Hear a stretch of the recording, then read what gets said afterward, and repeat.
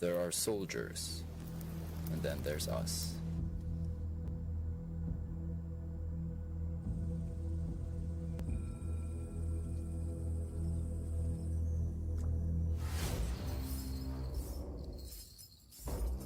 Buluman in position. Over. Optia, Buluman. 5 kalaban, 2 hostage positive. Sa akin na yung buhati nila. Over. At may command. In 3, 2, 1, execute.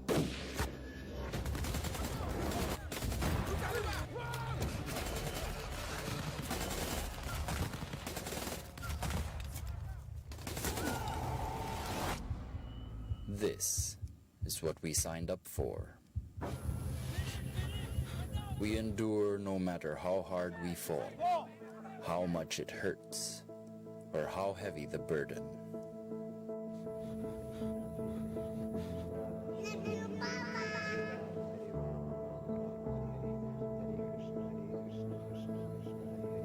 We push ourselves far beyond what anyone thought humanly possible. We are never out of the fight.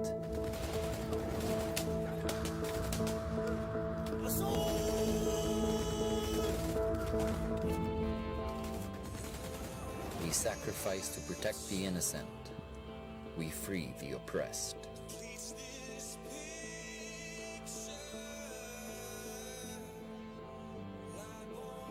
We don't fight for fame or fortune. We fight because it is our service, the proud tradition we are bound to uphold.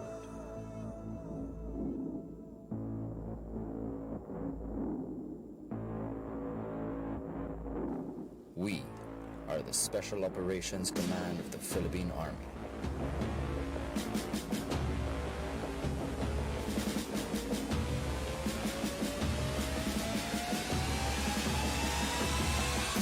Home of the noble warriors.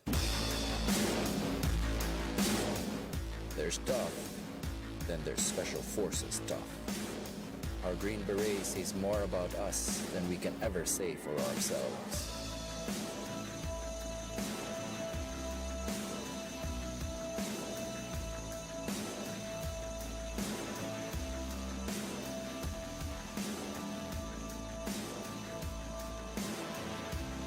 We have a specific set of skills that allow us to infiltrate enemy lines via air, land,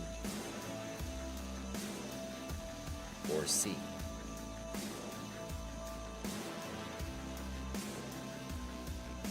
We are silent professionals, forged in the crucible of combat. Scout Rangers are the best hunters in the jungle.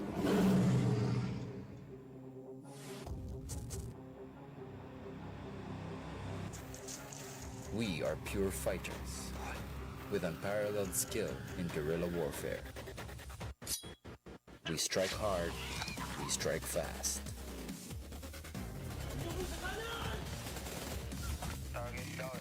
Clear na kami. Over. Kopya mo sang 1. Fire in the hole.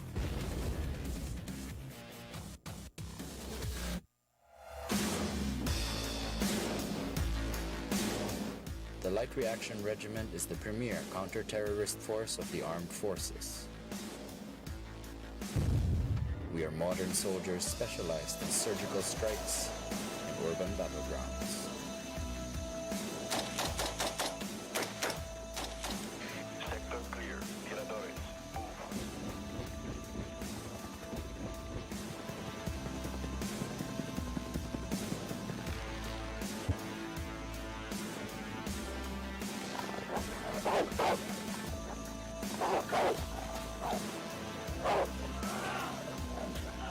We are at the forefront of the Philippines' war on terror.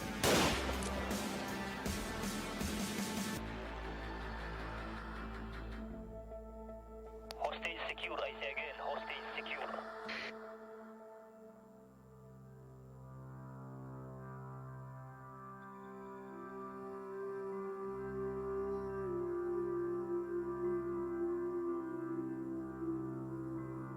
The Special Operations Command Philippine Army has changed the face of conflict in our country. We immerse in communities. We strengthen and empower them to withstand all threats.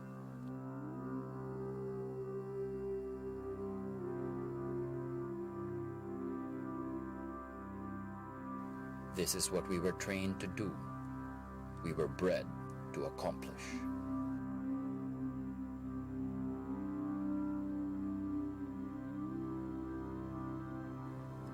Most people will never know who we are or how much we sacrificed for our country.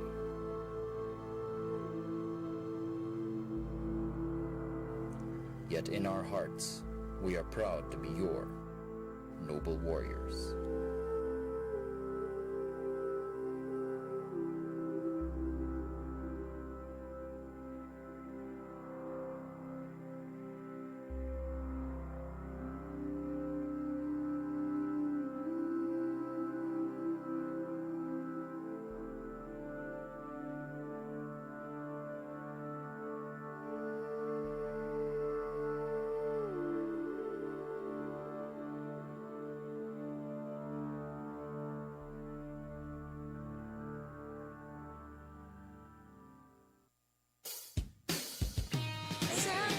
Sa umaga, ngiti ko'y masaya. Narinig sa radyo, boses ng katropa mo. Iba't ibang uri ng kwento, mapapakinggan dito. Sa Luzon, Visayas at Mindanao, pati sa buong mundo. Makinig na sa katropa, dito di ka mag-iisa. Makisaya, makibalita, makiawit sa musika.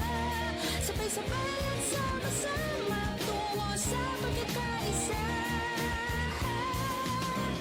The best at bida ka dito sa Katropa Radio. Imo tayo. Ito ang DWWD 1134 kHz Katropa Radio. Iba tayo! The opinions expressed on the radio program by the host, guest, and call-in listeners or chatters are solely the opinions and responsibility of the original source who expressed them. They do not necessarily represent the opinions of the station DWWD Katropa Radio, the CRS-AFP, and the AFP in general. Viewers and listeners are urged to use their own discernment to draw their own conclusions. TROPA on DWWD. Wala siyang administrative function. Yes, mga katropa, magandang Miyerkules ng umaga po. Ako po ang inyong katropang si Jasmine Oliveros. Kasama po ang ating katropang si Ma'am Perla Tevez. At ngayon nga mga katropa, ay wini-welcome namin kayo sa programang TROPA.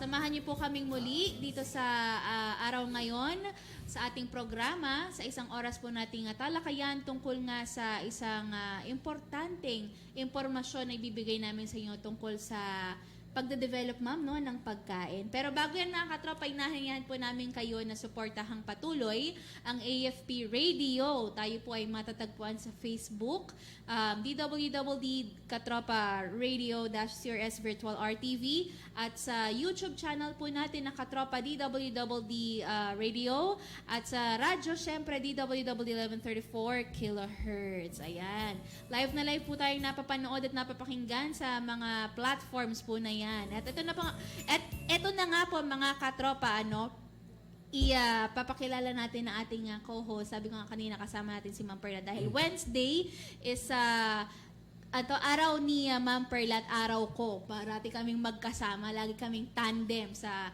tropa. Kaya ito na, ini-introduce ko po ang aking co-host na talaga namang everlasting ang ganda. Ayan, dalawa kaming maganda dito pero syempre mas maganda si Ma'am sa akin. Ayan. Good morning, Ma'am Perla. Good morning to you, Jasmine Oliveros, the anchor this time of DWWD. Thank you very much for the compliments. parang ano na yata yan? Overused na ba yun?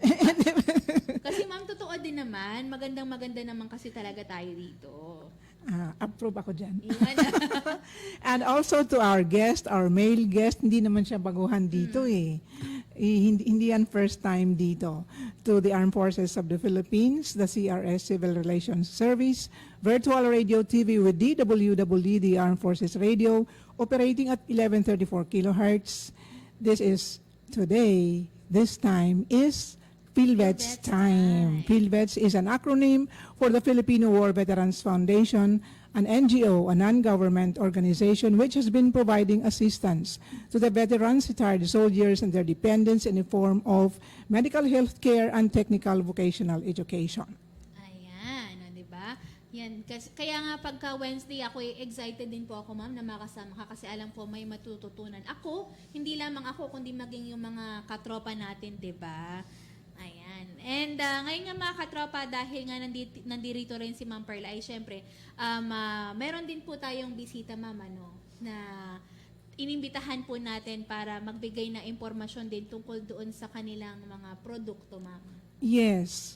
We are so lucky today to have our guest kasi, parang silang busy. Naka-schedule sila last month pa pero ngayon lang tayo nakalusot.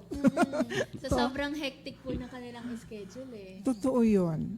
So, actually, I'm talking about Mr. Romel Belandres of the Industrial Technology Development Institute or ITDI of the Department of Science and Technology based in Bicutan, Taguig City. Now, siguro mas maganda, we would allow our guest to talk about himself first before we proceed to other topics. Romel, can we call you Romel? Yes, ma'am. Of course, ma'am. Good morning, Ma'am Perla. Good morning, Ma'am Jasmine. So, good morning rin sa lahat ng nakikinig at saka nanonood sa inyong programa. No? Ako nga pala nabagit ko ni Ma'am si Romel Belandres.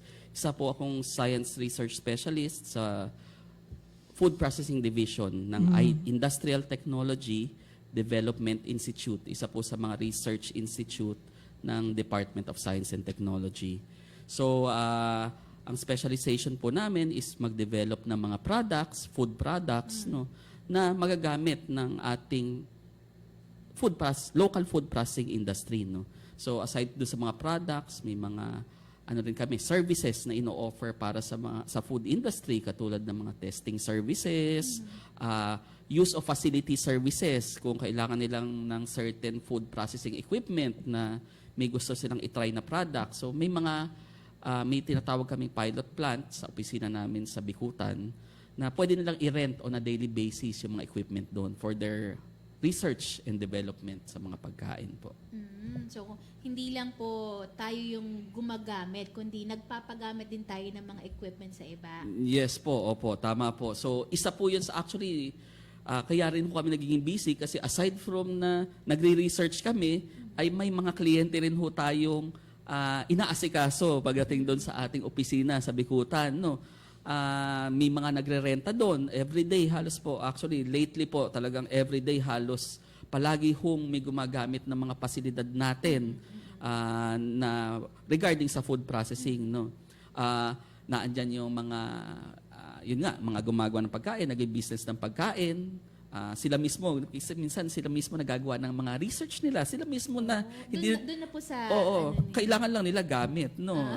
Wala lang silang equipment. Pero sila na ang alam nila kung anong gusto nilang subukan doon sa kanilang ginagawang produkto. Wala lang silang pasilidad or equipment, no. So, yun po ino-offer ng office namin na facilities for rent. Nagko-conduct rin tayo ng training. So, nabanggit nga ni Ma'am Perla na actually, supposedly, mas maaga sanang na-schedule tong aming pagbisita sa inyo. No? Siguro a month ago pa dapat yata. Yes. Kaya lang, unfortunately, may training ho kaming ginagawa nun. Para sa isa namang kliyente, no, gustong i-adapt yung isang technology ng aming opisina. So, pag nag-a-adapt ng technology, ay para ma-transfer natin, nagko-conduct tayo ng training. So, tinuturuan natin sila, nagbibigay tayo ng lecture at saka hands-on na training para ho ma-transfer natin yung kanilang technology gusto po Kukuhain. kukuhanin mula sa aming opisina. Kaya naman pala, ma'am, na na-postpone. Ang dami nilang naka-line up na activities na buti po ngayon na paunlakan nyo na po yung aming paanyaya. Ay, opo. Sinigurado na ho namin. No? Sinigurado na ho ng aming opisina na actually, gusto rin ho naman namin talagang magpunta sa mga ganito kasi ito ho yung aming paraan, isang paraan para maipaabot sa nakararami yung mga technologies no na available sa DOST na pwede nilang pagkakitaan at ma-adapt no. So talaga hong party ho ng aming mga activities ay ang bigay ng ng kaalaman through sa mga media no. Opo. Kaya naman masaya kami ni Ma'am Perla, nandito na din si Sir Romel. Eto mga katropa, mamaya nga nabanggit nga ni Sir Romel no, na mayroong mga products sila na develop. Kaya mamaya mga katropa, antabayan na natin yung ilang mga literature photos na ibinigay po natin sa ating tech para doon maipakita natin sa inyo yung mga products na yan. Pero ngayon mga katropa, tanungin muna natin si Sir Romel tungkol sa ITDI, ma'am, no? Yes. Ano ba yung background po nito? Bahagian nyo naman po kami ng kahit kaunting lang, sir, kaalaman about sa ginagawa po ng ITDI, DOST. Actually po, ang ITDI ay isa sa siguro masasabi nating pinakamatandang opisina ng gobyerno na itatag. No? I think kung medyo hindi ako anda, no, din magbigay ng history, pero kung tama ho ako, parang na-establish siya way back early 1900s, no, 1901, as the Bureau of Science actually, no. Yun ang pinagmulan ng ITDI. So hanggang sa naging National Institute of Science and Technology siya, and pagdating mga 1986, naging Ministry of Science and Technology, and ngayon is na siya, no, ITDI, sorry pala, hindi pala Ministry of Science, no, National Institute of Science and Technology, and then nag-transition siya sa ngayon na sa tinatawag na Industrial Technology Development Institute, no. Sa ITDI ho kasi ang slogan nga ho ng opisina namin ay our business is industry, no. So ang opisina namin ay gumagawa ng mga teknolohiya na appropriate sa industry dito sa ating bansa. So iba't iba ho yung divisions na naandun sa ITDI. Merong sa food nga po, kung saan ako nanggaling, food processing. Meron po tayong chemicals and energy division. Iba naman hong linya ng mga products ang ginagawa nila. Meron din naman hong environment and biotechnology division. So pagdating minsan sa technology ng mga wastewater, kung paano iti-treat, or yung mga ating mga solid waste, no, paano natin makukonvert sa ibang useful na produkto, no. Yun po ang ginagawa ng EBD. At meron naman ho tayong mga nagko-conduct na in charge sa pagko-conduct, pag-disseminate ng mga technologies. Naandyan po yung Technological Services Division, no, ng aming, under rin po ng DOST, pero ang pinaka-purpose niya is mag-organize, mag-conduct ng training, no, ng mga technologies para sa mga interested clients po. So yun po yung sabihin kong kabuuan nung ating opisina, ang ITDI, no. Ayun. Parang ang lawak, ano? Opo. Pero Ang good lawak thing na through Mr. Romel, ma'am, no, mas mapapabigyan tayo ng konkretong example kung ano talaga yung ginagawa ng kanilang division or department sa DOST. Yes. They are consistently inventing products, of course, for the consumption of the Filipinos. I think both food and non-food. Last time, I think it was about 2 years ago, si Romel andito siya. Pero ang pinag-usapan natin last time was about emergency food. Yung parang yung ginagawang polvoron. Meron po kaming ganung technology rin. Actually, nung kumatatanda ko po, ang technology ko pong diniscuss noon ay vacuum fried na food. Kung matatandaan niyo, may dalang okra, na crispy na okra, crispy. Iba pala yun. Hindi pala ikaw yun. Opo, tama po. So, may dala rin ho ako ng sample na pinatikim natin. No, crispy na okra, crispy na nakalabasa, no. So Yung, yung freeze-dried na fruits, tama po, parang no, ganon. under ho yun kasi nung time hong yun, kasagsagan po nung ating project po ng DOST noon na tungkol sa food innovation centers na tinayo nila all over every region sa Philippines ngayon meron tinatawag pong food innovation center na establish under ng DOST project po. Okay. So actually ngayon, yung nakita ko kasing mga produkto na dinidisplay nila,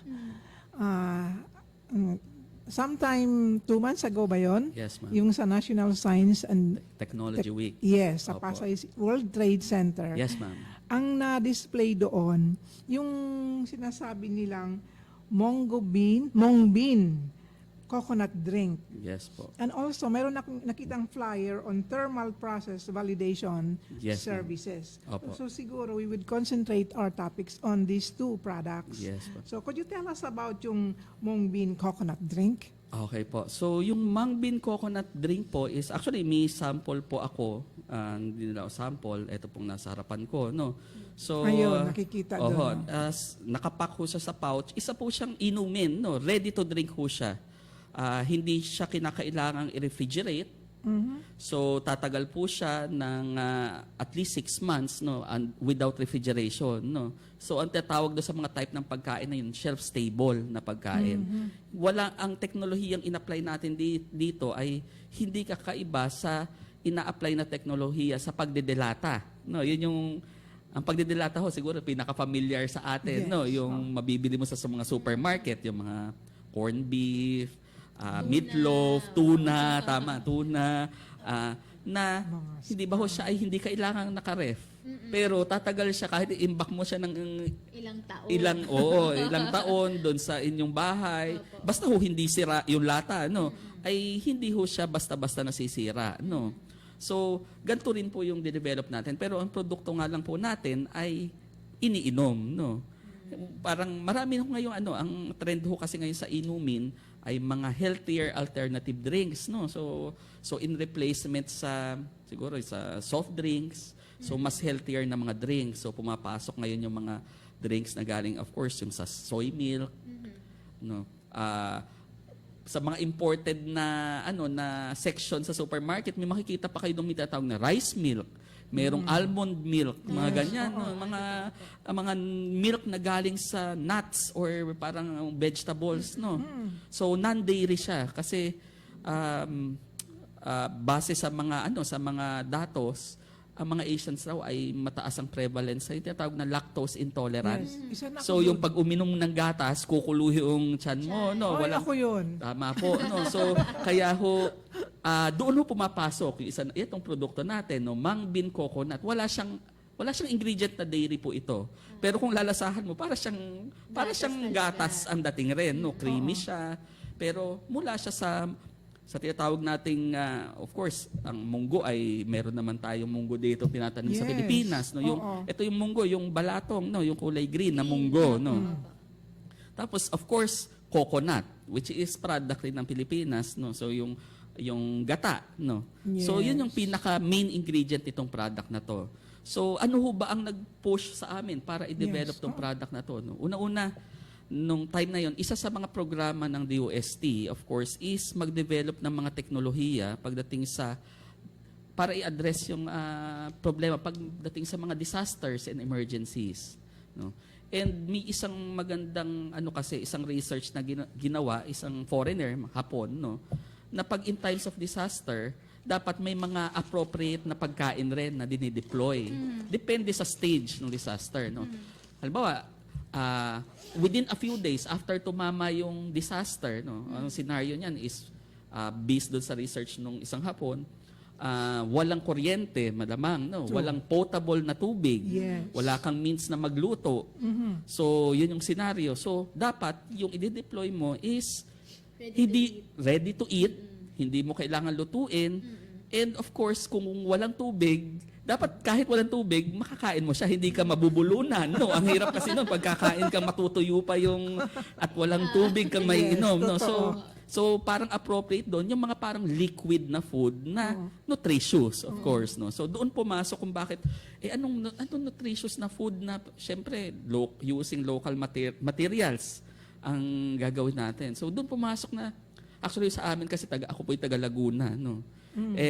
Naisip ko Kaya pala may yung punto mo, sir, familiar din sa Laguna din kasi ako. Ganun ho ba? So magkababayan ho pala tayo. So doon ho pumasok kasi sa amin merong siguro sa ibang mga Tagalog rin, no, merong lutong yung ginataang munggo. Yes. Oo, yung may malagkit na kanin, tapos may yung iba tinutosta yung munggo, no? Munggo, Ano Oo, yun? tapos may Matamis ba yun? matamis po yun, no? So hindi siya panggulay na Tama po, ulam. dessert siya. Actually, dessert siya. So, doon ho namin kung paano kung gagawin natin para siyang naiinom, no? Parang ganoon. So, doon ho nagsimula na, sige, hindi gawa tayo ng drink na utilizing mung bean at saka yung coconut milk, no? So, doon ho pumasok. Tapos, inano po namin siya for disaster nga, na during the initial period ng disaster, hindi mo kailangan ng tubig, diretso na, iinumin mo na yung iyong pagkain, no? So, source na, bakit munggo? Kasi, kailangan ng katawan natin ng protina. Yeah. So, yun yung kung bakit munggo, yung isa nating ingredient, mainly for the proteins. Although ang munggo, may carbohydrates din siya. Kailangan din natin ng katawan natin ng carbohydrates para sa energy. No? And then, sinasabi rin based sa mga guidelines sa paggawa ng mga disaster food, kailangan rin ng tinatawag na mga essential fatty acids or fats. No? Kailangan din ng katawan natin yun eh. Huwag lang sobra-sobra, of course. No? Ang fats ay kailangan din. Moderation pa rin po. So, doon ho pumapasok naman si coconut milk kasi mataas ang fat ng coconut milk. In fact, yung tinatawag nating healthy oil na VCO, virgin coconut oil, ay actually, galing sa coconut milk yun. No? So, yun po, kung yun yung mga ating rason kung bakit yun yung mga ingredients na pinili natin. No?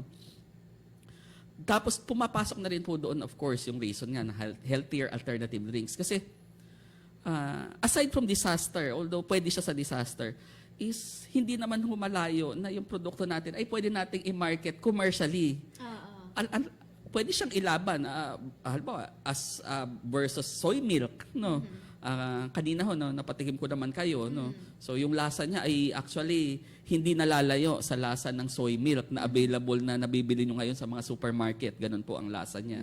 So pwede po siyang commercially na maging viable na business, no? Ano ho ang driving force para maging business siya? So, naandyan yung healthier alternative drinks nga po. Pangalawa, specialty food siya. So, sa mga taong may lactose intolerant, hindi makainom ng gatas. No? So, pwede siyang uminom nito at hindi siya maapektuhan. No? Kasi wala siyang ingredient na galing sa gatas. Absolutely wala siyang ingredient na galing doon. And, naandun rin yung idea namin na i-introduce siya as specialty purpose food, no, tinatawag. So, ano yung specialty purpose? Yun nga, for emergency. And naandun yung kanina, na tamang-tama, na andito tayo sa loob ng Camp Aguinaldo. Actually, pwede siyang as military ration, no? Yes. So, Regarding dyan, sir, mayroon lang po akong question, Ma'am Perlano and Sir Romel. Nagamit, kasi sabi niyo nga po kanina ay for disaster din po ito, emergency food. Nailabas na po ba natin ito, kumbaga parang experimental purposes, na ibabahagi na po ba natin siya doon sa mga, during those times na nagkaroon tayo ng disasters? Ay, opo, maganda po ang tanong yan. No? Actually, tapos na kami sa stage ng formulation and development ng yung process kung paano siya gawin. No? Ongoing po yung shelf life namin. Ibig sabihin, inaalam namin yan, gaano ba talaga siya tatagal, no? Halimbawa, tatagal ba siya ng 1 taon, 1 kalahating taon, 2 taon? So, pinag-aaralan, ongoing po yung pag-aaral dyan. And parte po noon, ay nagpo-produce ho kami ngayon, no, ng mga stocks. Nag-i-stockpile kami.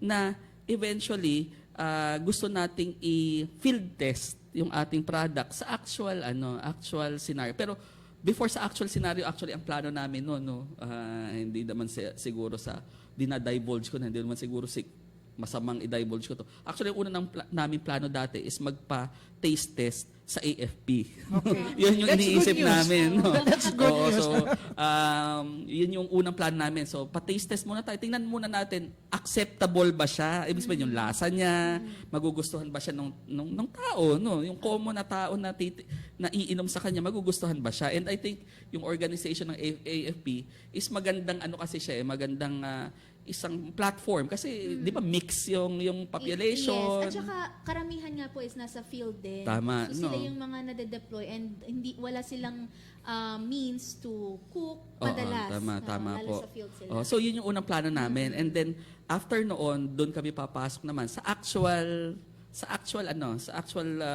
pag may mga disasters.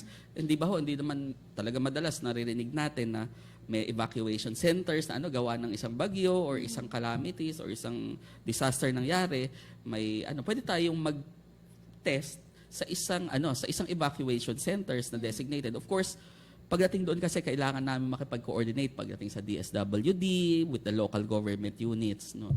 So, yun po, patutunguhan din po 'yon ng development ng ating produkto. Dadaanan po siya ng ating produktong pong 'yon. Ayan, o, di ba? Tingnan nyo naman kung gaano po yung dinaanan It's din. a long process. Ma'am. And it takes time. Yes, ma'am. Yes, ma'am. So, mag-undergo muna ng parang testing bago siya ma-commercially produced. Is it a requirement? O ngayon, pwede nang mayroong pumasok na isang negosyante, mag-manufacture ng product nyo, and introduce it to the market. Hindi pa pwede yon. Actually, ini-introduce na namin siya so that the public or any interested individual may know na may naka-pipeline na kaming ilabas na ganitong technology. And pwede rin naman kasing pagdating sa formulation nga po, yun po binanggit ko, pagdating sa formulation or kung paano siya gawin, ay tukoy na natin yon, wala nang problema yon. So ang iniintay na lang natin is gaano ba talaga siya katagal. 6 months I think is very conservative, no, na talagang aabutin niya yung 6 months. Pero siyempre mas gusto natin mas longer doon, no. Yun ang inaalam natin. Kaya ba niya yung 1 year, 1.5, 2 years? So isa rin yun sa kasi gustong malaman ng prospective na adapter ng technology, no. Although yun naman ay pwede kasing co-development na with sa aming opisina, DOST, and doon sa adapter, no, nasabay na namin gagawin in cooperation doon sa adapter na marunong na sila, tinuruan na sila, tinatransfer na sa kanila. So at the same time, tinetesting na rin yung shelf life ng product, no. So pwede rin naman as early as now mag-start na ng ini-start na nga po namin ang dissemination ng information about this technology po, no. Yes, I just thinking that before you go into testing, does it pass the Food and Drug Administration approval? Yes. Ma'am, pagdating kasi doon sa FDA approval, yun po ay sa side na ng kung sino yung magmamanufacture. Kasi yun po ang nire-regulate talaga ng FDA, no? Yung mga food manufacturers na. Of course, sa research, this is basically research by government, no. So sa ngayon hindi is for us to yung product, hindi naman namin kailangan dapat registered sa FDA.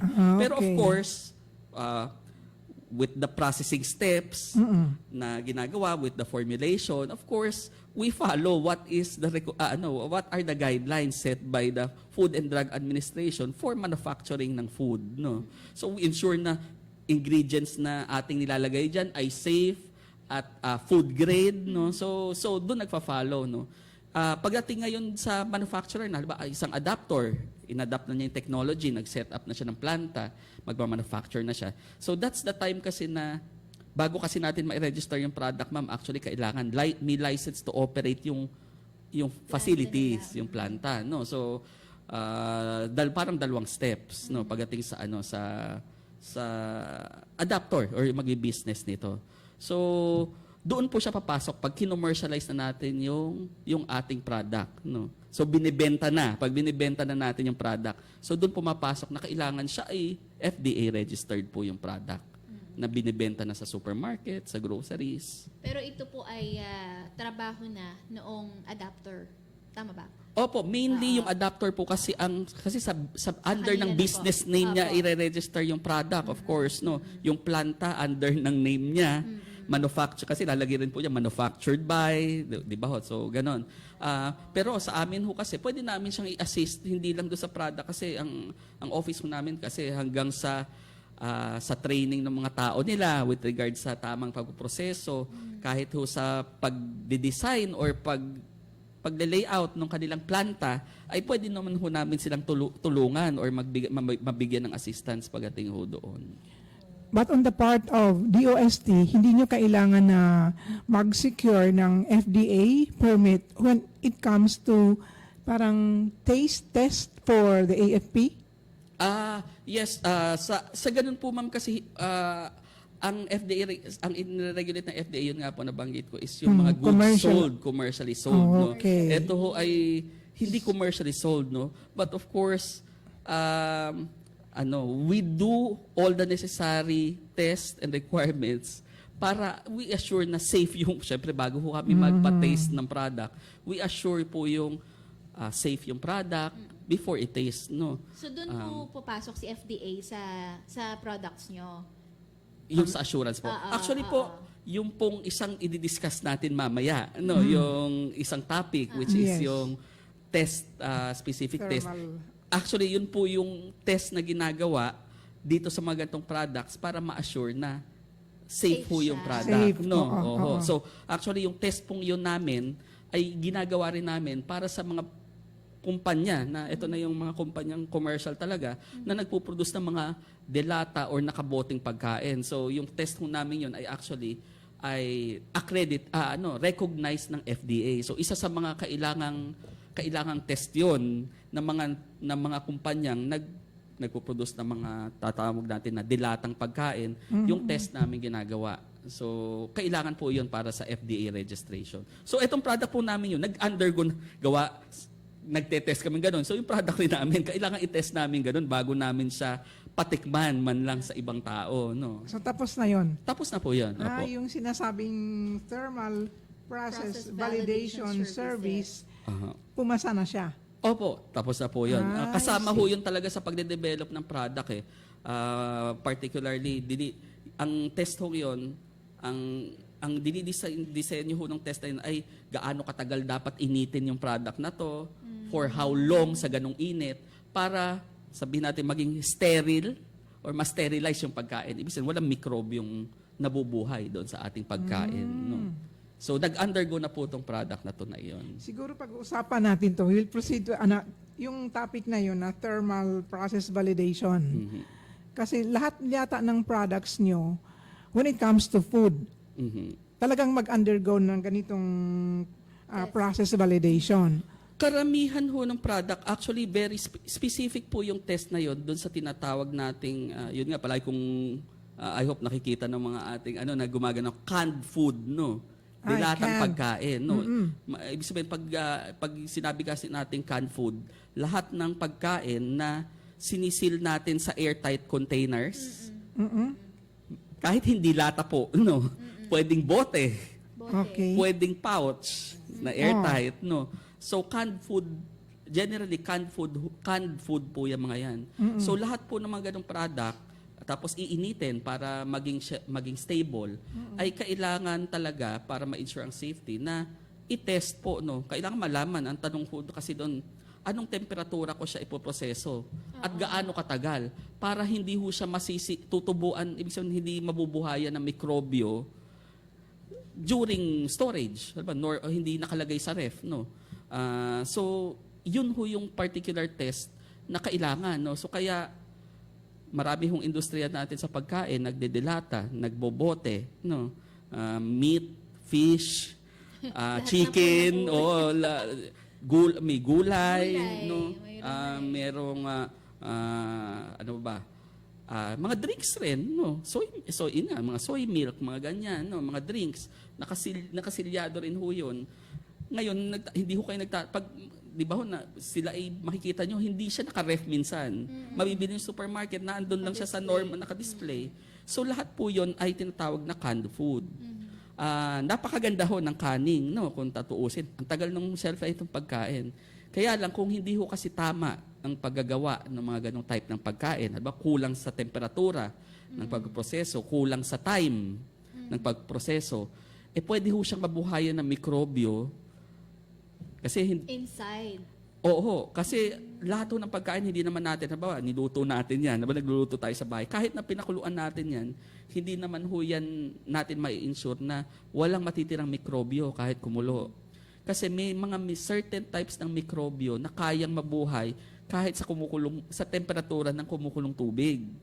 So, yun ho ang binabantayan natin doon sa mga canned food kasi may mga mikrobyong gustong-gusto niya, walang hangin, na matibay siya sa init, sa pagpapakulo lang, kaya niya mabuhay. So, pag ginawa natin ganun, pag kulang sa temperatura, pwedeng after ilang days or ilang weeks, ilang months, mabuhay siya sa loob ng pagkain, pwede hong pagsimulan siya ng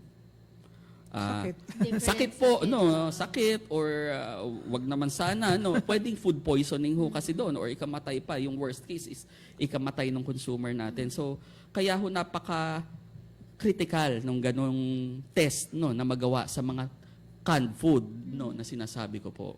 Is it required by the Food and Drug Administration? Yes po. Required po 'yon ng FDA, Yes. Oho. Sa ngayon nga po actually marami kaming nare-receive na request na pagdating sa marami tayong halimbawa yung nagbobote ng sardinas from halimbawa bangus from Pangasinan, Of course marami diyan mga small businesses. Pero magtataka kami ngayon ang daming nagre-request po sila na i-test ng ganun po, mag-undergo ng thermal process validation yung kanilang product. Kasi po, particularly, hinihingi po ng FDA yon para ma-register nila yung product. At hindi lang ho, local FDA. Kung i-export nyo naman yung product nyong dilata, halimbawa sa ibang bansa, isa rin ho yun sa mga requirement ho nung bansang tatanggap ho ng produkto nyo. Hahanapan din ho yun ng process validation ho. So, kaya yun po yung isang service na pinoprovide namin sa mga ganong type ng pagkain po. Talaga. Pero it just came into my mind na if I want the shelf life of my product, for example, that mung bean coconut milk, if I would aim for an expiration date of 2 years. At wala hong refrigeration. Yes. Does it mean that I can commercialize the product only after 2 years? So, after 2 years, gawa yung shelf life niya po? Yes, kasi kung gusto ko, for example, manufacture today, tapos ang shelf life niya will be 2 years from now. That would be kung 2019, 2021. Do I have to wait for 2021 Before you can to know market? the result? Ay ma'am, hindi po. Yung resulta po ng ating testing ay actually, halimbawa, tinest po ngayon yung product nyo. After 2 weeks, lalabas na po yung report na yon. Basically, yung report po yon, sinasabi po nun, for this product na inyong pinatest, gantong formulation, ganto yung packaging niya, ganto yung laki niya, yung net weight, mga ganyan po. So, sasabihin po doon na dapat gantong temperature at gantong katagal sa ganong temperature mo siya ipoproseso. So, yun po yung sinasabi ng report. So, meron kayong recommendation na gantong katagal iproseso yung product nyo at this temperature. So, may basihan ho yung computation na yon. Kasi kinukuhanan po ng datos yan. Actually, medyo mahirap. Hindi ako nakapagdala ng picture kung paano siya i-describe yung test. Pero yan ho ay tinutusukan ng mga sensor habang iniinit dun sa lutuan para makakuha tayo ng dato, gaano siya kabilis uminit or mabagal. So mula doon sa datos na yon, kinukompute ho yun, may way, may mga formula, established way, established na pong formula kung paano i-compute yung ating tinatawag na proseso na gagamitin doon sa mga canned food. So, yun po, napaka-critical po noon kasi ayaw ho natin na may malason, of course, doon sa ating produkto, So, Yes. Opo. So, ang ina-address po ng ating particular na service na yon is ang food safety, nung ating mga products, particularly yung mga canned food, So, sabi ko pag canned food ngayon, hindi lang ibig sabihin nasa delata, yung latang metal cans, kundi any containers na sealed airtight at iniinit, So marami ho tayong types ng pagkain ngayon na gano'n. No? So sabi ko nga, mga ulam. May makikita kayong ulam na parang mga menudo ho na naka-pouch, di ba? Yes. So, mga laing. Mga kanin, tsaka Mga menudo. adobo. Tama. Meron na Canned yan. food rin ho yung mga yon. So yung mga ganong product ho Oo. ay hindi ho siya basta-basta, ay, sige, ito pakukuluan ko lang ng 30 minuto, okay na yan. Hindi ho ganun ho yun. Kasi pwede hong kulang yung pagproseso Meron pa natin. So, so ganun po siya. Ganun po siya, ano. Sir, ginagawa. meron lang pong isang katanungan dito ang ating katropa. No? Sabi niya po tungkol doon sa produkto, gaano po katagal malalaman ang expiration ng product? Ay, yan po. Yan po ay actually, may test rin pong ginagawa dyan. No? So may tinatawag tayo, may mga, ang office ho namin nag-o-offer ng gano'n. No? Shelf life testing ang tawag doon. So, tinetest po hanggang kailan masisira yung pagkain or mapapanis yung pagkain. No? So, yun yung pinakatanong doon gaano katagal. No? So, hanggang kailan pwedeng kainin yung pagkain. So, yun po ay, of course, ang traditional way nun is obserbahan mo yung pagkain. Parang titikman mo hanggang, hindi Okay na ba? masarap yung, hindi na masarap yung lasa niya. No? Yun yung parang trial and error na method. Yun naman ay ginagawa noong unang panahon talaga. No? Sige, ito 1 linggo. Tumatagal siya, okay pang kainin. No? Pero siyempre maraming mga factors din doon. Anong temperatura siya nakalagay? Di ba kung Yes. nakaref ba siya o hindi siya nakaref? So, yun yung maraming tanong. So, may mga paraan ho para i-test yan under ng shelf life testing. Merong chemical testing na ginagawa, may sensory rin, sabay-sabay tinitesting yung pagkain. At sinasabi doon, kasi ang pagkasira ng pagkain hindi lang naman sa mikrobyo. Pwede hindi siya nasisira, napapanis ng mikrobyo, yung hindi siya na bumubula or bumabaho, pero pumapangit yung kulay. Pero hindi ibig sabihin pangit ang kulay, di ba? Ay sira na siya, hindi na siya pwedeng kainin. Pero pangit na ang itsura pag tinignan mo gano'n, ay ang pangit na. Pwede rin yun yung mag-dictate ng shelf life, ang pangit na ng kulay. Hindi na siya magandang i-market. So pwedeng after 6 months pangit na. So pwedeng yun yung mag-dictate ng shelf life. Or pwede ring sobrang lasog na yung texture. Halimbawa prutas. Durog na. Oo. Halimbawa prutas. After 1 taon, para siyang nadudurog na. So Kumukulubot po sa prutas usually, di ba? oo. Or naghihiwalay-hiwalay na siya. So pwedeng hindi siya sira, Bulok yung hindi siya bulok na may mikrobyong tumubo, pero pangit na yung itsura ng ating pagkain. So, ano ho yun? Yun ho yung mga tinetest. Depende ho yun sa type pa ng pagkain. So, mas maganda kung may produkto kayong pagkain, no? Ay ipatesting nyo ng shelf life kasi marami yung nag-o-offer nun.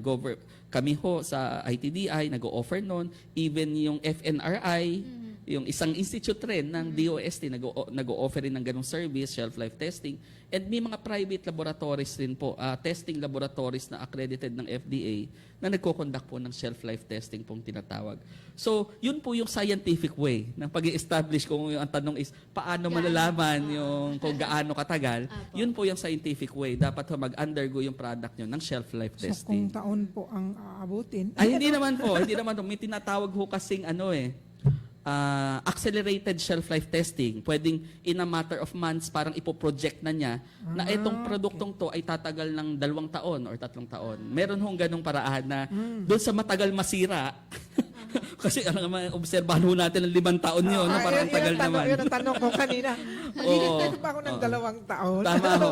Tama. Meron tinatawag na accelerated shelf life testing method. So, in a matter of 3 months or 4 months, base sa datos na yon, tawag ko na extrapolate yung parang pwede mong i-project yung data na, gantong taon, sa kanya aabutin yung certain na limit ay malagpasan na niya. So, pwede po yun. So actually, Romel, we are talking about here of products na walang preservative. Pag sinabi natin yung mga canned food, no, na eto katulad po nito, ano ho yun? Ang preservation ho kasi niya ay hindi sa kaya ibig sabihin hindi ho siya tumatagal kasi naglagay tayo ng mga chemicals para tumagal siya. Yung mga canned food ho, sabi ko nga, 'di ba yung isa nating testing ang inaalam anong temperature at saka gaano katagal. Ang pagpepreserba sa kanya ay nakabase sa pag-iinit, sa pagpapatay natin ng mikrobyo sa pamagitan ng init, no. So, yung init ho kasi hindi lang yung temperatura ang factor, gaano katagal siya ma-expose sa init na yon. Parang tayo siguro, halimbawa, tayo ay i-expose sa 45 degrees, parang sasabihin mo, hindi naman mamatay ang tao sa 45 degrees. No? Pero kung halimbawa matagal kang naka-expose sa 45 Yun yung degrees, tanong isang linggo ka naka-expose doon, baka talagang maapektuhan ka na. So, ang mikrobyo ganun din siya. No?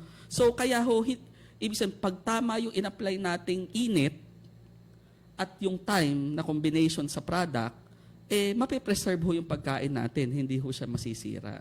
So, hindi kailangan ng preservative sa mga ganong type ng pagkain. Ayun, yun ang iniiwasan ngayon di ba? Sabi na ang maraming masamang effects ang food preservative. So, marami ng health conscious ngayon na kung pwede, bumili sila ng products na walang chemicals as preservatives. Tama po. So, heating is one way of preserving the product, but on a limited time. Tama Kasi ang sobrang init rin naman ay hindi rin maganda sa pagkain. Kasi pwede nating sobrang initin yung pagkain, baka naman hindi na natin makain, gawa sunog na or sobrang pangit na yung kulay, di ba? No? So, ang tamang term doon is ano yung yung sapat na init at tagal para ma-preserve yung pagkain. Yun lang ang i-apply natin doon sa ating pagkain.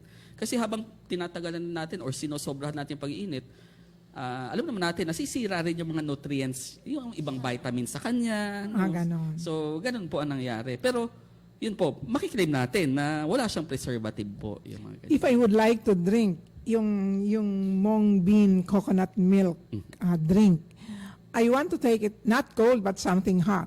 Can I put it in the microwave and how long will I expose it? Okay. Yung pagdating sa microwave, tinatanong niyo po na gusto niyo hot siyang inumin, no? Oo. Is una-una, alam niyo man sa microwave, hindi pwede yung mga metal containers. Yes. So, etong foil na to, kung dito siya nakapak, hindi siya pwede i-microwave. Kailangan niyo siyang ilabas sa container, ilabas sa isang cup, at saka niyo i-microwave. Iinit po siya.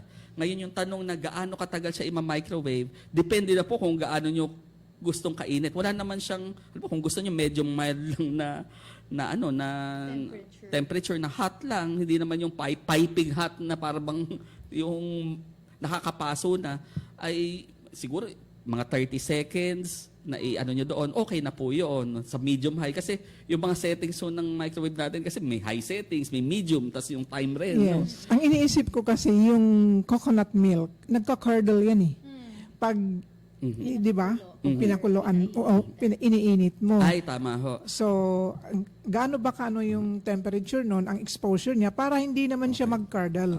Maganda ho, ma'am, no, na ano nyo, yung parang concern nyo na, naobserbahan natin yung pag pinakulo natin ang gata, namumuo siya. Yes. Pero, yun pa nga hong pagpakukulong yun, kung tutuusin, ang temperature nun, boiling lang or 100 degrees. Ito sa pagproseso nito, actually, dumaan ito para mapatay natin yung microbium, ma-ensure natin na yung shelf life niya. Mas mataas pa sa 100. Pero bakit hindi na-prevent na natin actually mamuo yung pagka-curdle na yon. Okay. Yun ay in-address na natin dun sa dinevelop nating pagpoproseso sa kanya. So, may mga makina na design para i-prevent yon yung mga ganong pangyayari doon sa mga ganong types ng pagkain. So, kung ima-microwave nyo po ito at kahit umabot sa boiling, wala kayo makikitang namumuo dito na coconut milk. Without any difference on the taste? Opo, wala po. Of Wala course, rin. syempre minsan kasi pag mainit, yung medyo iba ang lasa pag mainit, iba rin ang lasa pag malamig. So, epekto yun yung epekto ng temperatura sa dila natin yan. So, yung sensitivity kasi ng ating dila na ma-mask minsan ng kung mainit or malamig. Kaya usually nga, pag nagtitikim kami ng pagkain, pag nagsisensory, ang tawag sa amin, ay nasa room temp para namin yung lasa. Pero of course, yung serving suggestion ay depende na po kung hot, pwede siya. Actually, kung tatanungin niya, pwede ba siyang hot? Pwede rin siyang cold. Kung refreshing na parang soy milk, Yes, kasi instead of taking coffee in the morning, yun na lang siya. Pero mas maganda mainit. Naku, tama-tama, Ma'am Perla, nabanggit yung taking coffee. Alam niya ba, na-try na rin namin to na gamiting creamer, parang creamer sa coffee. Ay, pwede po. Oo. How could you make it creamer? Di Di ba po, liquid siya? Tama po. So, may liquid creamer. Actually, ayoko magbanggit ng mga sa mga coffee shops, 'di ba? Order ka Ayun, ng mga milk na gano'n. 'di ba, Yes. yung mga liquid na milk ang nilalagay nila. Oo. So, pwede rin po siya actually Pwede siya. ako rin kasi katulad nyo, minsan kumukulo ang tiyan ko pag milk yung hinalo. So minsan nire-request ko, pwede bang soy milk yung yung ilagay do sa kape, do sa aking kape in order. So ginagawa yun actually na ibang sikat na coffee shops, no, na merong soy Soy creamer. Oo, gano'n. So actually, ito ay magagamit rin po siyang gano'n. Or kahit nga sa breakfast cereals Sa yung inyong So sabi ko nga, pwedeng maraming applications yung product. Kasi siguro mga babies, pwedeng painumin yan. Opo. So as long as, of course, may mga tao kasing may minsan allergic sa, yun lang, dapat walang allergy sa mung bean or sa coconut-based products, no? So other than that, wala namang problema po siya. May last question ako, ma'am at sir. Kasi nakita ko may flavor siya, vanilla flavor. Meron po ba itong mga variants? Yun ho ay nakaplano, no? Pinapakita lang natin na actually yung product, aside from being parang plain or vanilla, ay pwede tayong mag-extend ng product extensions ang tawag doon, no? Pero sa ngayon po, yan pa lang. Yan pa lang po, no? Pero yung pagdadagdag ng flavor, kung halimbawa chocolate ba yan or pandan ba yan, mga ganyan. Medyo madali na ho yun kasi pag-aaralan na natin anong appropriate amount ang idadagdag natin para ma-achieve natin yung magandang balance ng flavor. So, ibig sabihin, yung possibility na meron pa siyang other flavors na andyan po do sa product na yan. Ayun. At least alam natin, no? And may mga aabangan na tayo na mga susunod pang flavors ng mung bean coconut milk. Ito mga katropa, time natin ay 11:03.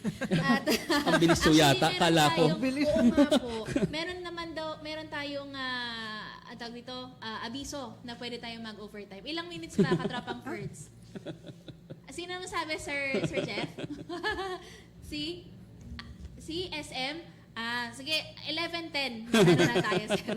Ito, hingi lang po kami, sir, ng kaunting information about doon sa pagta-transfer po ninyo ng mga products. This is also your time to encourage everyone to parang introduce yung iyong mga products po sa inyo. So, dun ho sa mga interesado na i-adapt yung aming mga technologies. Actually, hindi lang naman ho dito. No, marami pa ho kami technologies na available. Would you sa mind mentioning it? Para naman ma-aware yung mga ating- bago ho ba? Yes. Kasi meron din kami luma. Luma at bago. Luma at bago. Kasi So, yung mga luma ho namin, of course, naandyan yung mga technologies natin on dried fruits, dried mango, mga ganyan po. No? Yung pagtutuyo ng mangga. Meron din tayong mga technologies on fish processing, paggawa ng smoked fish, ng tinapa, no? Kung bangus man yan, or tilapia yan, or galunggong, may technology po tayo doon. Meron din tayong technology sa paggawa ng halimbawa vinegar, mga traditional products. Ano pa ba? Marami hong may mga iba pa ho, napakarami. Actually, yung sa mga bago, meron din tayo katulad ho nitong, hindi ko alam po nakita, no. Meron tayo, may dinedevelop tayo for iniisip rin natin for emergency, no. Suman, ready to eat suman. Pakita lang po natin. Katropang Ferds, mayroon pa tayong picture niyan. Sige, sir, meron tayong picture niyan. Ipapakita lang po natin. Go ahead, sir. Opo, so yung suman po nating didevelop ay may feeling siya, no, sa gitna. Although suman siya, pero hindi ho siya. Excuse me. Opo. Pag sabihin mong suman, ano bang ingredients ng suman? Meron yung siyang malagkit rice ba or malagkit na kasaba or malagkit pong rice po ito. Rice. Opo. Okay. Tapos ang twist ho sa kanya ay hindi ho siya bilog na. Katulad ng, di ba, madalas ang suman ay na-associate natin na parang cylinder, no? Parang bilog na mahaba, nakabalot sa dahon. Piniserve ho natin, of course, yung nakabalot sa dahon kasi very traditional yon.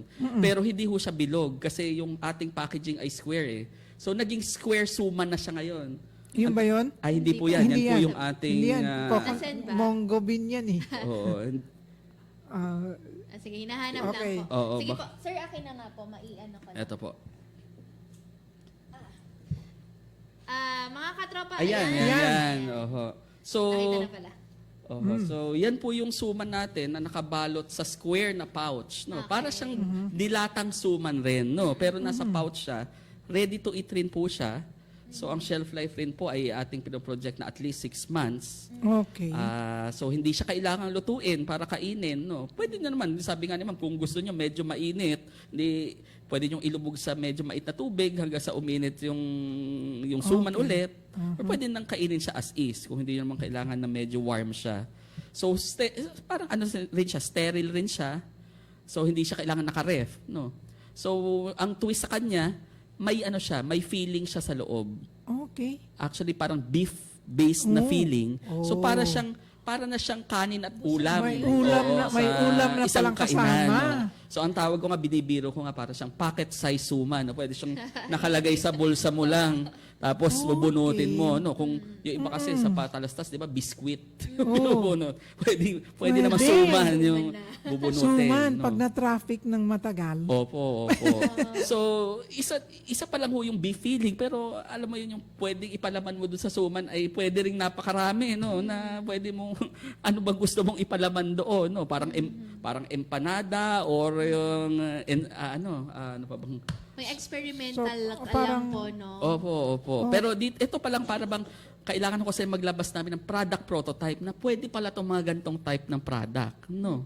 So, ina-iron na namin siya dati for disaster, pero iniisip ko, pwede rin siya sa ration sa military na may suman silang anytime, kahit nasa gitna yung mga katropa natin, nasa gitna ng bakbakan, kailangan ng pagkain, pipilasin lang nila, no? Na diretsong kakain na nila. So, no? meron na tayong mung bean coconut na pang-inom, ma'am. Meron na tayong pang-luto.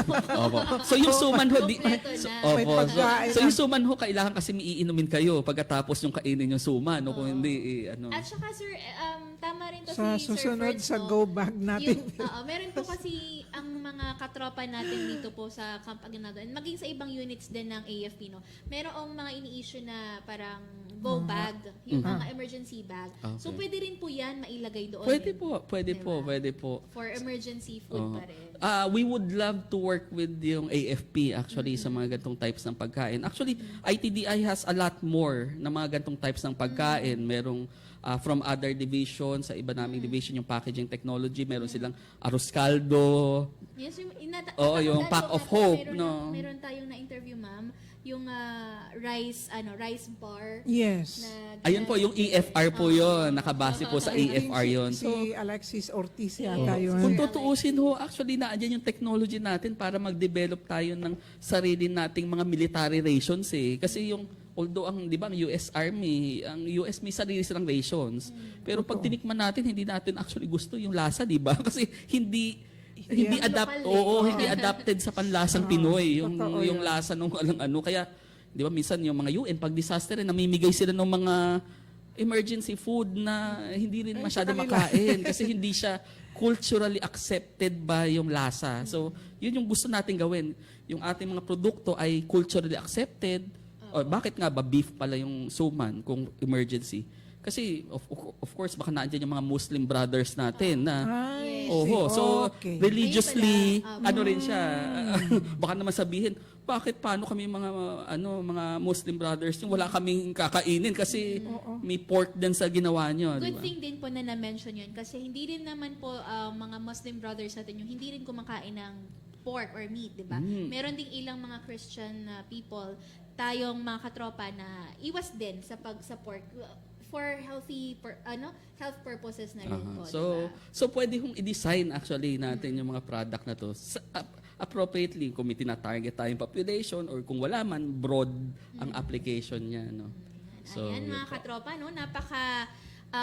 Napaka-delicious and healthy ng ating topic ngayong araw, no? Pero 11:10 na po mga katropa and sa pagkakataon pong ito ibibigay na po natin ibibigay na po natin sa ating bisita yung platform para siya ay mag-encourage po sa mga nais mag-adapt po ng kanilang mga produkto. Go ahead po. Ay, opo. Una-una, nagpapasalamat ako sa DWDD na for inviting us para i-promote namin yung mga technologies. No? And dun sa mga gustong mag-adapt or interesado mag-adapt or kung meron kayong need sa assistance namin, services, ay pwede po kayong tumawag sa aming Technological Services Division ng ITDI, DOST. sa 837-2071, local 2228 or 2269. So, alin man sa local na yun, pwede yung tawagan. And sabihin nyo po lang kung ano po yung kailangan nyo sa amin, whether product ba yan, teknolohiya ba yan, or assistance ba yan. So, tawag lang po kayo sa amin or pwede po kayong bumisita anytime sa aming opisina sa main DOST compound po sa Bikutan, Taguig. Hanapin nyo lang po ang ITDI po doon. So, magiging masaya po kaming tanggapin po kayo doon para i-guide po kayo ano yung mga services namin pong may offer sa inyo. So, yun lang po. Ayan, maraming salamat po, Sir Romel Belandres. Again, mga katropa, ulitin lang natin, no, ang kanilang telephone number ay 837-2071, local 2228 or 2269. Tama po, sir? Yes, Ayan. Maraming salamat. Nakikita niyo po yung kanilang numbers dyan po sa ating Facebook screen. Ma'am Perla, maraming salamat pong muli sa pagsama sa atin dito. And sa pag-bit-bit po kay, kay Sir Romel. And also sa kasama ni Sir Romel na si Ma'am Adele. Tama ba? Yes. Ever supportive, Ma'am Adele. Ma'am, baka may gusto ka pong sabihin pa. I would like to thank Romel for this session today, Romel Belandres. Because, alam mo, parang ang dami pala yung produkto na kahit ako, ngayon ko lang alam yung iba na sinasabi mo. How much more for other people, na other Filipino citizens who are interested about our products. Kailangan siguro if we could invite him again for some more information, dissemination sa kanilang mga products para naman tayo rin ang makinabang. And siguro, it's high time for me. Siguro i-release na natin siya dahil wala na rin tayong time. But I would like to thank you, Jasmine, for this session today. It's very fruitful, educational. Dahil hindi lang sa atin, kundi sa lahat ng nakikinig ngayon. Thank you very much. Ayan, mga katropa, ito po ang inyong katropang si Jasmine Oliveros kasama po si Ma'am Perla. And bago po tayo magtapos, maraming salamat muna kay katropang Joyce Ann, Angelica Calweng, Percival Dakutan at kay Junior katropang Mark Andre M. Premiado. At sa iba pa pong mga katropa natin na umantabay sa lahat ng platforms na nandoon ng DWWT sa pagsama po sa amin sa makabuluhang diskusyon na natalakayan dito nga sa patungkol sa emergency foods developed by DOST ITDI. Maraming salamat mga katropa. Bukas pong muli magsama-sama tayo para sa isa na namang makabuluhan na usapan. Magandang umaga and God bless everyone. Ito ang DWWD 1134 kHz. Balita, impormasyon at musika. AM at FM pinagsama. Ito ang Katropa Radio. Iba tayo.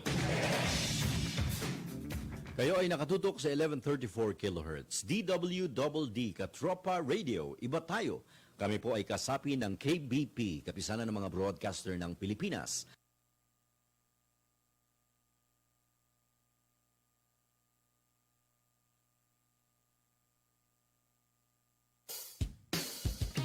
Sa pag-isip sa